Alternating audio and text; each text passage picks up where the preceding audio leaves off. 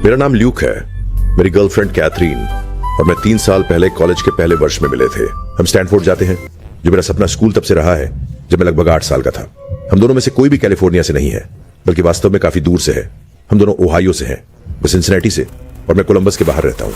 मुझे लगता है कि यही एक बड़ा कारण है कि हम एक दूसरे की ओर इतने आकर्षित हुए।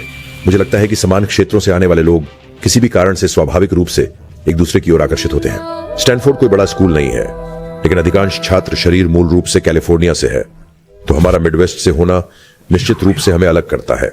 हमने जो परंपराओं को बनाया है उनमें से एक है कि हम क्रिसमस को अपने परिवारों के बीच कैसे बांटते हैं। कैथरीन मेरे रिश्तेदारों के बीच लोकप्रिय है, इसलिए उनकी उपस्थिति हमेशा सराही जाती है और स्वागत किया जाता है। लगभग उम्मीद कर ही लिया जाता है इस बिंदु पर, चूंकि उसका घर मेरे घर से सिर्फ 2 घंटे की दूरी पर है। हमने शुरुआत में ही तय किया कि क्रिसमस की पूर्व संध्या मेरी परिवार के साथ बिताएंगे, जो क्रिसमस ईव रात को मनाते हैं, और फिर रात में ड्राइव करके उसके घर क्रिसमस डे के लिए जाएंगे। जब तक मैं उससे नहीं मिला था, मुझे एहसास नहीं था कि ज्यादातर परिवार क्रिसमस उसी दिन मनाते हैं, न कि उससे पहले रात को। अजीब बात है, मेरी छुट्टी का पसंदीदा हिस्सा क्रिसमस ईव या क्रिसमस डे नहीं है, बल्कि वह देर रात की ड्राइव है। ये एक छोटी सी परंपरा बन गई है जिसका हम दोनों हर साल इंतजार करते हैं। पहली बार जब हमने यह किया, वह अभी भी उसके साथ मेरी पसंदीदा यादों में से एक है। जिस जगह मैं रहता हूं, वहां से उसके घर तक पहुंचने का सबसे तेज रास्ता किसी मुख्य राजमार्ग पर नहीं जाता। अधिकांश मार्ग शांत पिछली सड़कों से होकर जाता है। केवल खेत, पेड़ और कभी कभार दूर दराज का फार्म हाउस मिलता है। जब हम ये करते हैं तो हमेशा रात बहुत देर हो चुकी होती है, तो एकांत मार्ग के साथ हमें शायद ही कोई अन्य कार्य मिलती है। ऐसा लगता है जैसे दुनिया सो रही है और हमारे पास सब कुछ है। हंसना मत, लेकिन हम हमेशा ड्राइव के दौरान जूस वर्ल्ड का संगीत तेज चलाते हैं। जब से हम मिले हैं, उसका संगीत एक साझा जुनून रहा है। मुझे पता है कि उसका संगीत थोड़ा अजीब है, लेकिन एक साथ गीत गाना वास्तव में खास है। ऐसा लगता है जैसे हम एक लय में हैं। पिछली क्रिसमस ईव किसी अन्य सामान्य दिन की तरह शुरू हुई।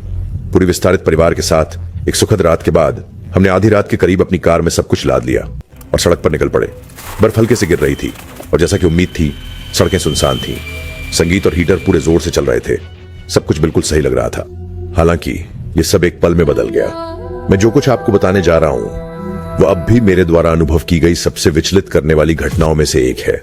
शायद सबसे विचलित करने वाली चीज, मैं गाड़ी चला रहा था जब संगीत को मेरे फोन की घंटी ने बाधित किया। मैंने नीचे देखा, थोड़ा चिढ़ गया कि मुझे इतनी देर से कोई कॉल आ रही थी। ये एक अज्ञात नंबर था।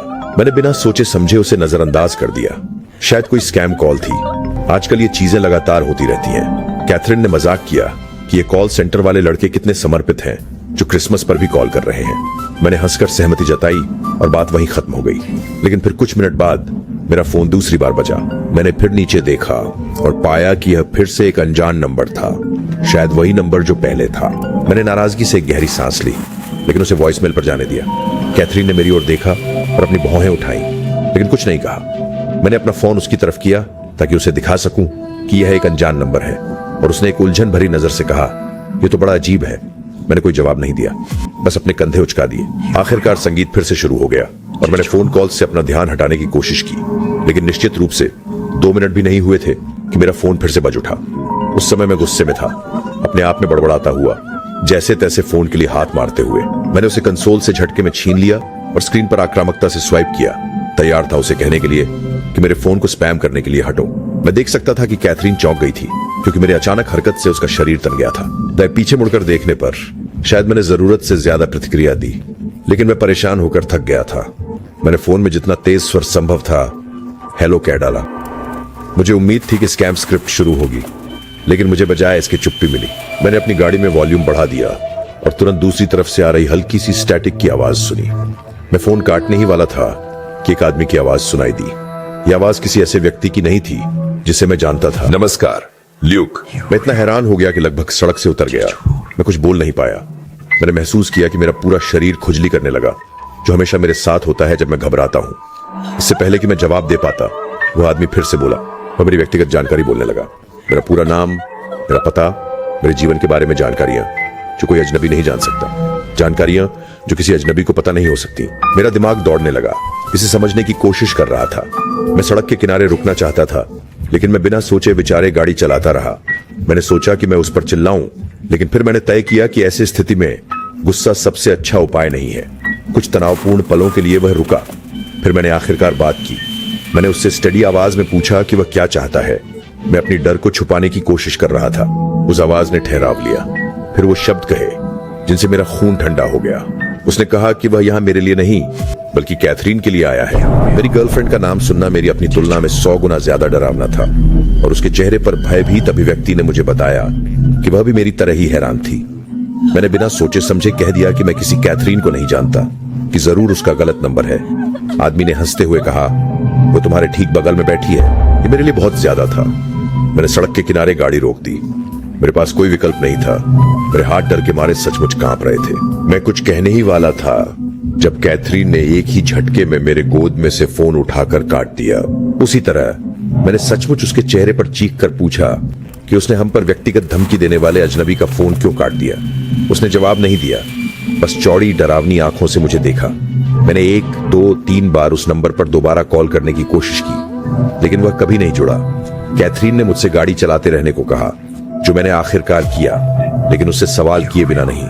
उसने मुझे बताया कि वह डरी हुई थी और मैं उसे फोन काटने के लिए दोष नहीं दे सकता, जो शायद सही था। मैं चुपचाप गाड़ी चला रहा था, लेकिन मैं अब भी नहीं समझ पा रहा था कि उसने फोन क्यों काटा। मुझे नहीं पता था कि मैं ज्यादा गुस्से में था या डर में।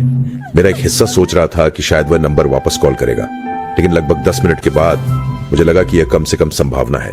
एक बिंदु पर मैंने कैथरीन की तरफ देखा और उसकी आंखों में आंसू देखे। उसने मुझसे कहा कि उसे सुरक्षित महसूस नहीं हो रहा है, जिसके प्रति मैंने सहानुभूति जताई। हालांकि मेरे पेट में कुछ कम हो रहा था। कैथरीन और मैंने अपने रिश्ते में इतना कुछ देखा था कि हमें पता था कि भरोसा हमेशा आसानी से नहीं आता है। कुछ छोटी छोटी बातें थीं, सफेद झूठ, आधे अधूरे सच, ऐसे क्षण जब मैंने उसे पूरी तरह ईमानदार न होते हुए पकड़ा। लेकिन मुझे पता था कि मैं बेवजह शक कर रहा था। वो भला कैसे इसका हिस्सा हो सकती थी।